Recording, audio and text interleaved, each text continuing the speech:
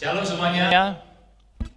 Sungguh bersuka cita pada malam hari ini kita boleh kembali berjumpa dalam ibadah online Persekutuan Pemuda Kingmi Medan.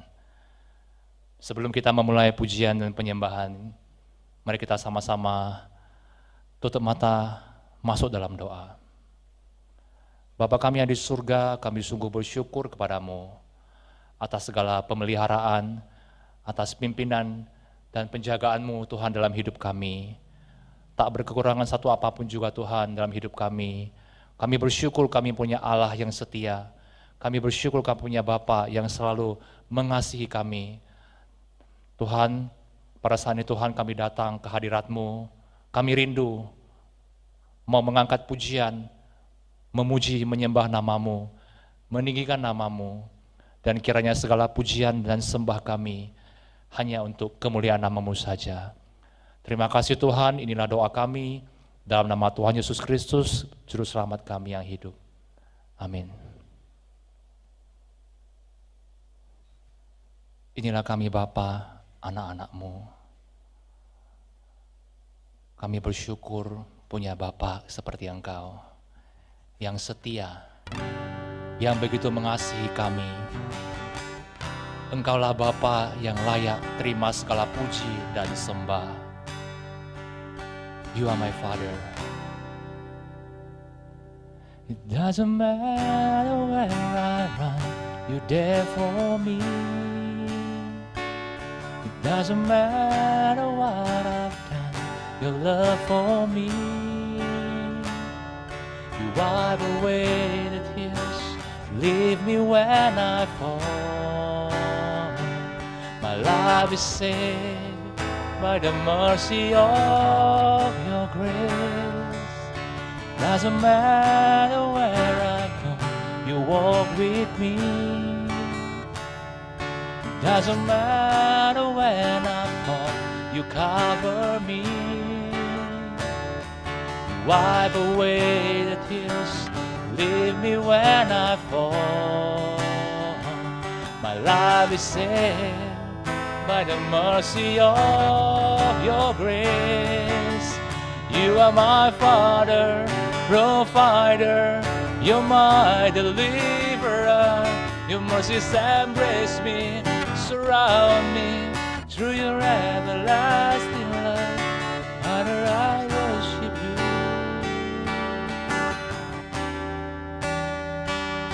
Father, I worship you.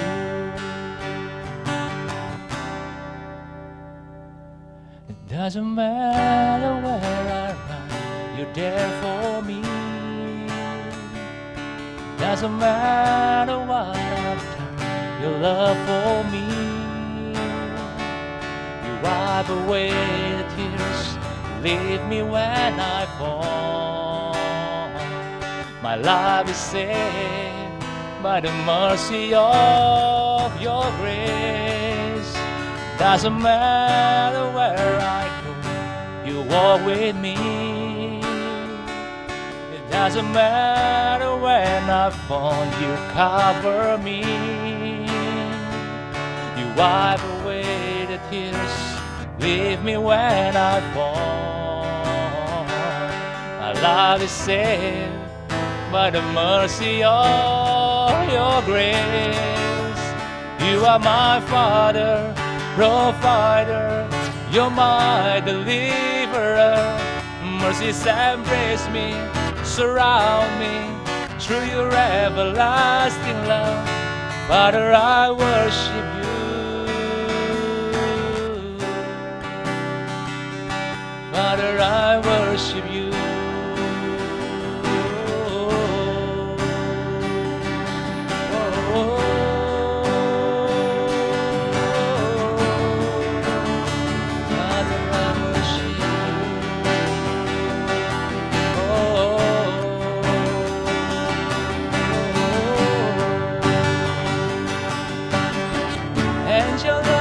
For me,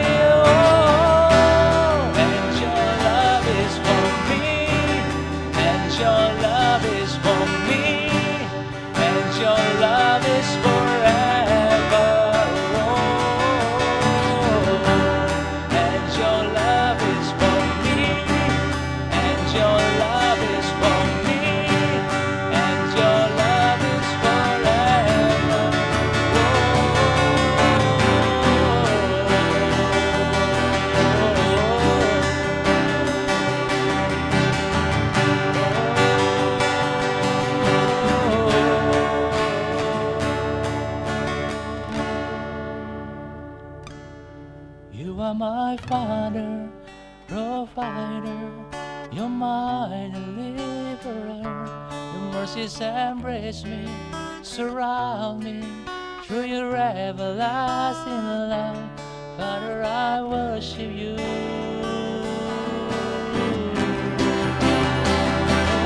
You are my Father, provider, you're my deliverer.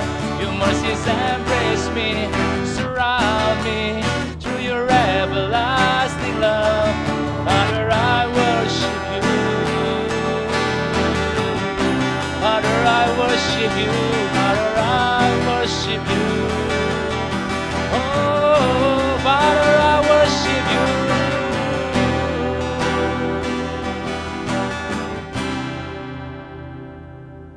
Father, I worship you.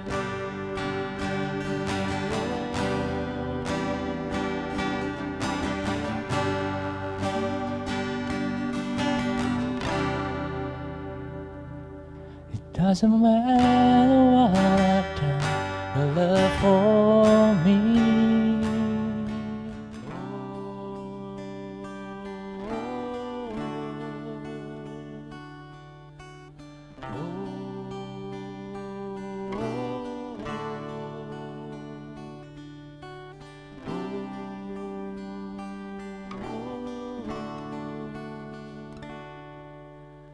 Banyak perkara yang tak dapat ku mengerti. Mengapakah harus terjadi di dalam kehidupan ini? Satu perkara yang ku simpan dalam hati,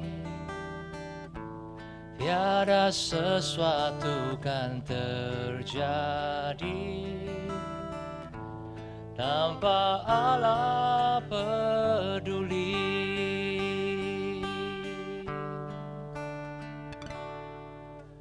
Allah mengerti, Allah peduli segala persoalan yang kita hadapi. Tak akan pernah dibiarkannya ku bergumul sendiri, sebab Allah mengerti.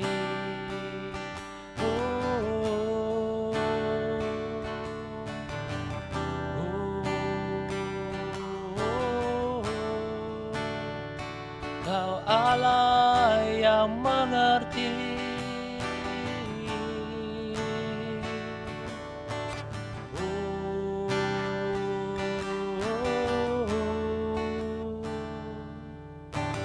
Banyak perkara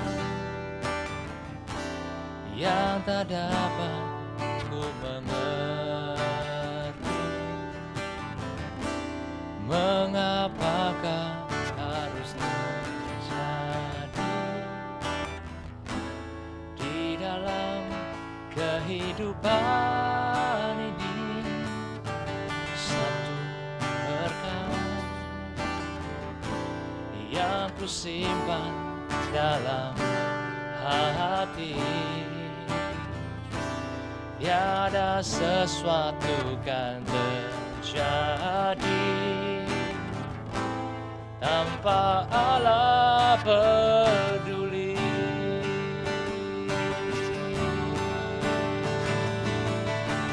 Allah mengerti, Allah peduli segala persoalan yang kita hadapi. Tak akan pernah dibiarkannya ku bergumul sendiri, sebab Allah mengerti.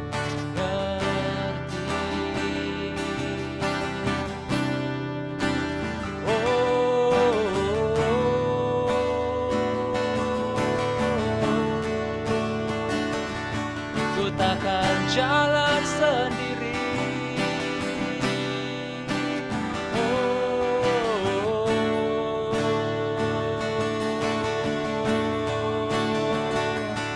Engkau pegang tanganku, Engkau besertaku, Yesus.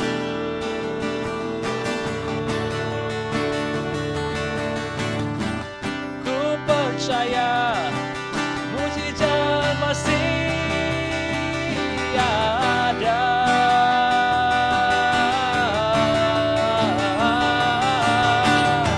Allah mengerti, Allah peduli segala persoalan yang kita hadapi. Tak akan pernah dibiarkan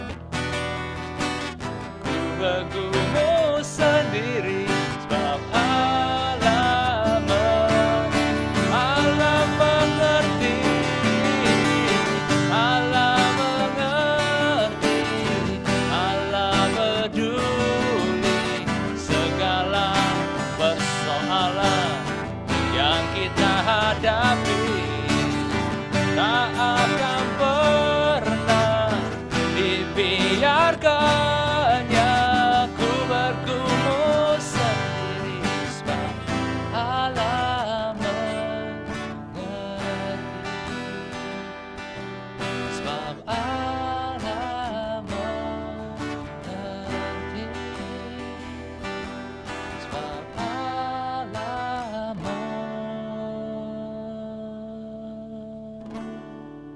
Dia mengerti. Oh,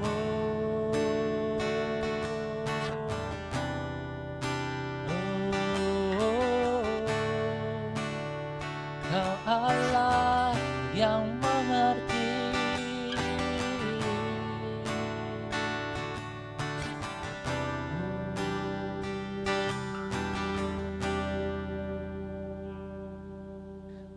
Mari kita siapkan hati untuk mendengarkan firman Tuhan. Mari kita berdoa. Kami rindu menikmati Engkau saat ini Tuhan melalui pembacaan firman-Mu. Dan biarlah kiranya Allah Roh Kudus hadir di tengah-tengah kami. Sehingga Allah Roh Kudus juga yang memperbaharui kami. Sehingga kami terus semakin hari semakin serupa dengan Engkau Tuhan. Kami menyerahkan waktu jam kami ke depan ke dalam tangan kasih Tuhan. Atas nama Tuhan Yesus, Juru Selamat kami yang hidup, kami berdoa. Amin. Shalom saudara-saudariku yang terkasih dalam Tuhan. Untuk renungan kita pada hari ini, saya mengambil tema Prayer for All. Nats yang saya ambil pada hari ini terambil dari kitab 1 Timotius pasal 2 ayat 1 sampai 4. 1 Timotius pasal 2 ayat 1 sampai 4 demikian. Pertama-tama aku menasihatkan, naikkanlah permohonan, doa syafaat dan ucapan syukur untuk semua orang, untuk raja-raja dan untuk semua pembesar, agar kita dapat hidup tenang dan tentram dalam segala kesalehan dan kehormatan. Itulah yang baik dan yang berkenan kepada Allah, Juru Selamat kita, yang menghendaki supaya semua orang diselamatkan dan memperoleh pengetahuan dan kebenaran. Saudara-saudariku yang terkasih, berdoa adalah pelayanan yang efektif. Mengapa? Karena yang pertama, engkau bisa berdoa. Saudaraku, Anne Avanti, perancang busana pada tanggal 21 April 2020 dalam acara Hari Kartini, dia mengatakan begini, tetap bersyukur apa yang baik atau tidak baik, apalagi saat seperti ini. Semua atas pemeliharaan Tuhan. Tuhan pasti buka jalan. Apa artinya? Artinya saudaraku, tetap berdoa mengandalkan Tuhan dalam segala rancangan. Terus berdoa di saat yang susah seperti ini, Di saat COVID-19 ini masih ada pelayanan yang bisa kita lakukan, yaitu terus berdoa. Kita kembali lihat di dalam 1 Timotius pasal 2 ayat 1 dan kedua, saudara-saudari. Pertama-tama aku menasihatkan, naikkanlah permohonan, doa syafaat dan ucapan syukur untuk semua orang, untuk raja-raja dan untuk semua pembesar, agar kita dapat hidup tenang dan tentram dalam segala kesalehan dan kehormatan.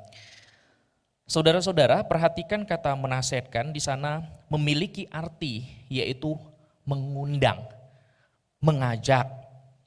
Dalam suratnya kepada Timotius, nasihat pertama yang Paulus berikan kepadanya adalah tentang doa.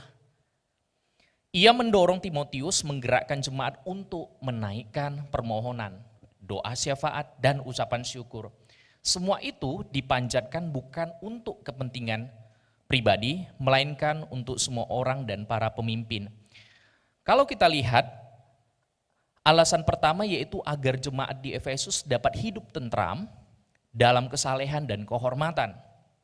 Dengan mendoakan, umat Allah sesungguhnya sedang mewujudkan kepedulian dan kesaksian yang baik. Selain itu, alasan kedua adalah karena kita dipandang baik dan berkenan kepada Allah.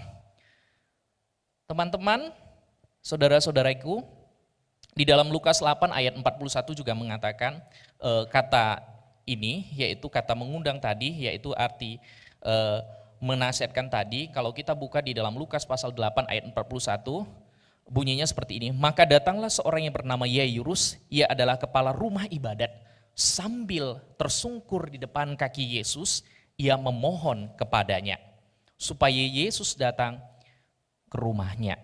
Itu, jadi mengundang itu artinya kita mengajak dengan sangat sungguh. Oke. Nah, saudara, seorang yang selalu berdoa, dia tahu dia dimiliki oleh Tuhan.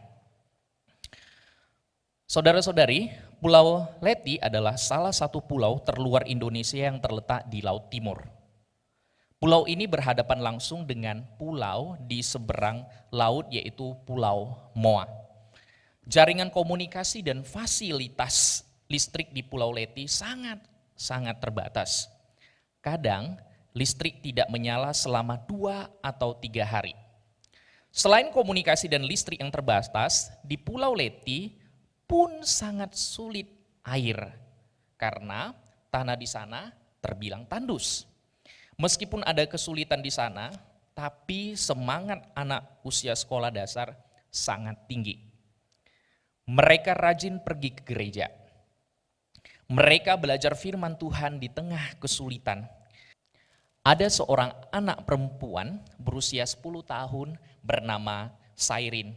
Ia tidak bisa bicara. Sairin sangatlah luar biasa. Sairin sangat suka sekali datang ke sekolah minggu. Meskipun harus berjalan kaki jauh. Ia tidak pernah datang ke gereja. Dia selalu datang ke gereja dengan sangat tepat waktu. Sairin pernah menuliskan perasaannya di sebuah buku tulis bahwa ia pernah berdoa meminta kepada Tuhan Yesus. Dia tidak pernah meminta waktu dia berdoa agar dapat berbicara. Dan dia tidak pernah berdoa meminta kekayaan seperti anak-anak dari keluarga kaya di kota besar. Tapi berdoanya itu ia bersyukur atas keadaannya saat ini. Satu-satunya permohonan Sairin adalah ia bisa taat sampai akhir menghiring Tuhan Yesus. Ia tidak mau berbuat dosa yang akan melukai hati Tuhan. Saudaraku yang terkasih, berdoa selalu melihat Tuhan untuk mendapatkan pengharapan. Berdoa adalah pelayanan efektif. Mengapa? Karena yang kedua, berdoa merendahkan diri dan mengandalkan Tuhan. Ada kutipan seperti ini, pray until something happens. Apa artinya, saudara? Artinya saudara dan saya di dalam hidup ini membutuhkan Tuhan. sebenarnya bahwa saudara dan saya adalah manusia yang terbatas. Berdoa dalam situasi apapun, berdoa dalam keadaan apapun, dan percayalah doa mengubah segala sesuatu. Bahkan doa bisa mengubahkan dunia ini. Kita lihat di dalam konteks 1 Timotius tadi, saudara-saudara, dalam 1 Timotius pasal 2 ayat 3 sampai 4 tadi, itulah yang baik yang berkenan kepada Allah, juru selamat kita, yang mengkehendaki supaya semua orang yang diselamatkan dan memperoleh pengetahuan akan kebenaran. Saudara-saudaraku, perhatikan kata juga mengkehendaki.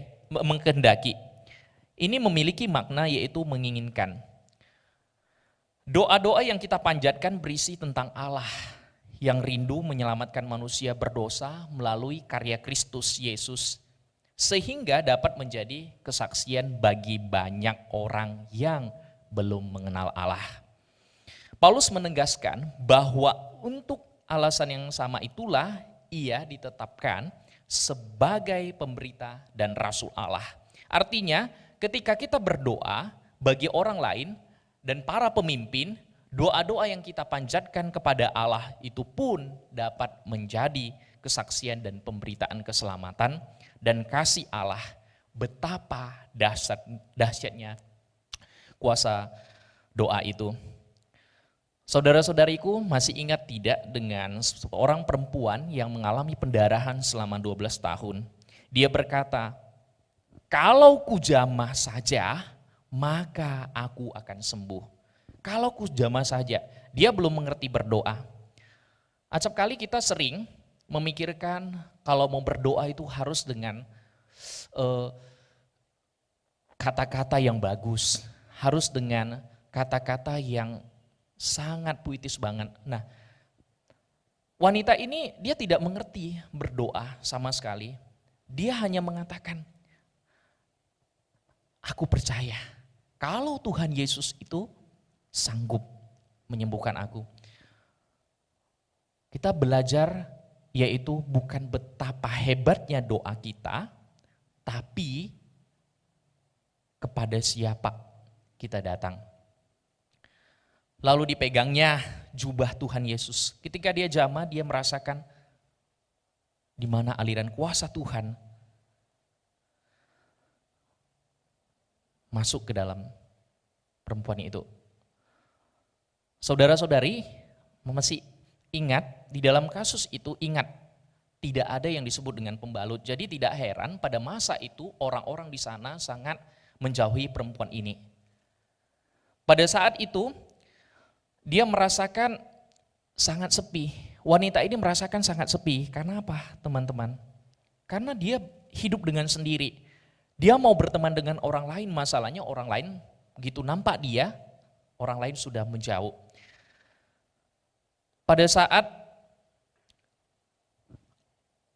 dia tahu Allah datang, dia datang ke kerumunan itu, dia menjamah. Tapi teman-teman perhatikan daripada reaksi Tuhan, Tuhan itu tidak memperlakukan dia seperti mana orang-orang itu memperlakukan wanita tersebut. Tuhan itu tidak memperlakukan dia. Tapi perempuan itu langsung begitu takut. Engkau mungkin pernah mengalami ketakutan yang begitu luar biasa. Pada saat pandemi seperti ini pun kita mengalami satu hal yang begitu menakutkan di dalam kehidupan kita sehari-hari. Lihat orang kita takut akan virus tersebut. Nah, kita sama seperti perempuan ini. Ayo kita datang kepada Tuhan, berdoa. Ketika engkau mengalami satu ketakutan di dalam kehidupanmu, mungkin saja bukan seperti COVID-19, mungkin di dalam hal pekerjaanmu, mungkin di dalam studimu. Ayo mari kita berdoa, sampaikan kepada Tuhan. Mari, kemanapun saudaraku engkau berjalan, kemanapun engkau pergi, apapun yang engkau lakukan, ayo saudaraku selalu berdoa. Pada malam hari ini saya akan menutup renungan pada malam hari ini dengan seorang yang bernama Henry Nott. Nah, teman-teman nanti boleh cari dari Google, ya, boleh search bagaimana tentang kehidupan yang bernama seorang Henry Node. Henry Node adalah seorang misionaris yang gigih. Ia tiba di Tahiti pada 5 Maret 1797. Setibanya di pulau tersebut, Henry melihat penduduk setempat yang masih melakukan praktek-praktek perdukunan. Raja mereka saat itu adalah Raja Otu. 7 tahun sebelum Henry tiba, Tuhan sudah mempersiapkan 2 orang kulit putih yang nantinya membantu Henry menjadi penterjemah. Nama mereka adalah Andrew dan Peter. Mereka adalah 2 orang pelaut yang terdampar di Tahiti dan sudah mahir dalam berbahasa Tahiti. Mereka lah yang kemudian membantu para misionaris berkomunikasi dengan penduduk setempat, yaitu Raja Otu. Raja Otu sangat menerima kehadiran para misionaris. Bahkan mereka diberikan rumah paling besar di Tahiti, di daerah Matavai, dan mereka juga dengan mudahnya memberikan makanan seperti kelapa, buah-buahan, dan lain. Meskipun demikian, mereka juga mengharapkan imbalan daripada misionaris. Pada tanggal 19 Maret 1797, Henry dan misionaris lainnya mengadakan ibadah pertama di bawah pohon di tepi laut. Raja dan penduduk hadir dalam ibadah tersebut. Pekerjaan misi sepertinya berjalan dengan baik. Penduduk Tahiti suka sekali mendengar khotbah para misionaris. Akan tetapi mereka belum sungguh-sungguh mengerti apa artinya menerima Yesus Kristus sebagai juru selamat. Mereka lebih suka berperang daripada menciptakan kedamaian. Mereka juga masih melakukan praktek mengorbankan anak untuk dewa mereka dan mabuk-mabukan setiap hari. Para misionaris berharap Raja Otu atau Pomare dapat bertobat, namun ia meninggal tanpa mengenal Tuhan Yesus. Anak Raja Otu menjadi raja penggantinya dengan gelar Pomare kedua. Namun ia lebih kejam dari orang tuanya. Nah, sampai-sampai misionaris pergi meninggalkan Tahiti.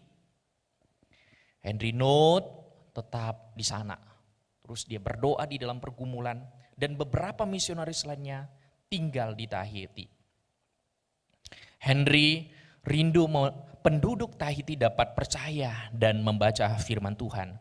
Ia kemudian mempelajari bahasa Tahiti dan menerjemahkan Alkitab ke dalam bahasa Tahiti. Dalam pelayanannya, Henry juga mengalami kesulitan besar, yaitu saat di rumah misi dihancurkan dan mesin cetak dibakar. Waktu Henry melihat tersebut, dia mulai merasa begitu. Dia merasa sangat sakit. Dia merasa kecewa. Dia merasa sedih. Namun ia tidak putus asa. Dan tetap melanjutkan pelayanan ini di Tahiti. Lambat laun Raja Pomare kedua mulai tertarik dengan pengajaran Henry Node. Ia mulai menghadiri kebaktian dengan rutin. Dan berkat Raja Pomare kedua ini, mereka dapat mendirikan gereja. Sejak saat itulah, lebih banyak orang mulai meninggalkan dewa-dewa mereka. Dan pada tanggal 12 November 1815, yaitu 18 tahun setelah dari Henry Node tiba di Tahiti, Raja Pomare kedua memutuskan untuk menghancurkan semua patung dewa yang ada di Tahiti. Raja Pomare kedua ini menerima Yesus Kristus sebagai juru selamat pribadinya. Dan ia dibaptis di depan 5.000 orang. Setelah hampir 20 tahun melayani di Tahiti dengan segala kesulitan yang mereka hadapi, Henry Node dan para misionaris lain baru melihat hasil pelayanan mereka. Orang-orang bertobat dan menerima Yesus Kristus. Henry melayani Tuhan selama hampir 50 tahun di Tahiti. Dan pada tanggal 1 Mei 1844, ia pulang ke rumah Bapa di surga. Puji Tuhan atas pelayanan daripada Henry Node, atas kegigihannya. Semua masyarakat di sana banyak yang menjadi percaya kepada Tuhan. Bukan hebatnya dari Henry Node, tapi bagaimana dia bisa mendapatkan kekuatan itu. Ketika dia berdoa, dia menjadi gigih. Ketika dia berdoa, dia bisa merubahkan segala sesuatu. Pada saat dia sangat-sangat sulit di dalam kehidupannya, dia datang kepada Tuhan, dia berdoa. Saudaraku yang terkasih, percayalah, doa selalu melibatkan Tuhan untuk mendapatkan kekuatan, untuk melakukan perkara-perkara yang besar. Saudara-saudari yang terkasih di dalam segala sesuatu, ingatlah supaya engkau terus berdoa. Ingatlah terus engkau datang kepada Tuhan. Ingatlah engkau terus percaya kepada Tuhan. Kiranya kita sungguh percaya kepada Tuhan sehingga pada akhirnya kita akan mengalami situasi damai sejahtera, sukacita, dan selalu ada harapan. Terus berdoa, saudaraku. Amin. Mari kita berdoa. Tuhan, kami datang kepadamu. Kami mau selalu hidup dekat kepadamu Tuhan, khususnya pada pandemi ini, supaya kami bisa menemukan damai, sukacita. Ketika kami frustasi, ketika kami sedih, ketika kami tidak sanggup menghadapi kehidupan ini, ketika kami melihat negara kami di dalam menangani kasus pandemi ini, biarlah Tuhan kami terus berseru kepadamu, biarlah Tuhan terus kami berdoa kepada Engkau, supaya Tuhan juga turun tangan, supaya Engkau juga Tuhan yang membuka. Dan biarlah kiranya Tuhan melalui setiap doa-doa yang kami panjatkan, kami bisa menjadi saksi Tuhan di tengah negara Indonesia ini. Sehingga bangsa dan negara ini juga Tuhan, banyak orang-orang yang percaya, banyak orang yang menerima Tuhan. Terima kasih Tuhan untuk hari ini. Terpujilah Engkau. Atas nama Tuhan Yesus, Juru Selamat kami yang hidup, kami berdoa. Amin. Shalom semuanya. Bagaimana kabar kalian semua? Semoga sehat selalu ya. Tidak terasa, sudah 2 bulan lebih kita stay at home dan tidak bisa berkumpul dan fellowship bersama. Tapi kita bersyukur kita masih bisa diberi kesempatan untuk beribadah kepada Tuhan melalui live streaming ini. Mari kita terus berdoa kepada Tuhan agar wabah virus COVID-19 ini bisa segera berakhir ya. Saya ingin menyebut teman-teman semua dan teman-teman yang baru join live streaming ini. Hai semua, welcome. Untuk informasi seputar kegiatan dan ibadah persekutuan pemuda dapat dilihat di Instagram kingmi_youth_fellowship. Silakan di follow ya teman-teman semua. Dan jangan lupa subscribe channel YouTube kita juga. Teman-teman dapat memberikan persembahan melalui transfer ke rekening BCA atau OVO. Nomor rekening BCA atau OVO dapat dilihat di postingan Instagram kita. Untuk acara Sabtu depan akan ada khotbah oleh Pendeta Iwan Purnomo. Sebelum kita akhiri ibadah malam hari ini, mari kita ucapkan doa Bapa kami. Doa dimulai. Bapa kami yang di surga, dikuduskanlah namamu, datanglah kerajaanmu, jadilah kehendakmu, di bumi seperti di surga. Berikanlah kami pada hari ini makanan kami yang secukupnya, dan ampunilah kami akan kesalahan kami, seperti kami juga mengampuni orang yang bersalah kepada kami. Dan janganlah membawa kami ke dalam pencobaan, tetapi lepaskanlah kami daripada yang jahat, karena Engkaulah yang mempunyai kerajaan, dan kuasa, dan kemuliaan sampai selama-lamanya. Amin. See you next week. Bye.